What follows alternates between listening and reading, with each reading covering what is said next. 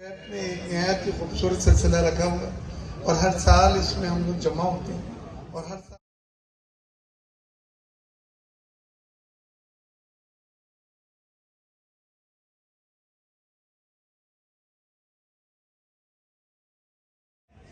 मैं समझता हूँ हम सियासतदानों के लिए, सियासी कारकुनान के लिए सबसे अहम एसोसिएशन है तारिक भाई, क्योंकि ये हमें खूबसूरत दिखाती है।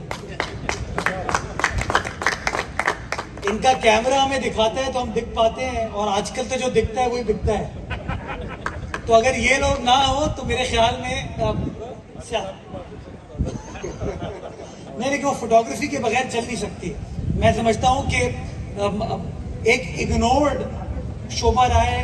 हम जब मीडिया की बात करते हैं, सहाफत की बात करते हैं, तो फादिल जमील साहब की बात कर लेंगे, हम इम्तियाज़ फरहान साहब की बात कर लेंगे, लेकिन ये जो हीरोज़ हैं जो कि हमें अच्छे तरीके से दिखाते हैं, वो अच्छी खबर बनाते हैं, ये अच्छे तरीके से हमें दिखाते हैं, और इनका टीवी चैनल या इनका अखबार जो है उसको अच्छे तरीके से उसको शाया करता है।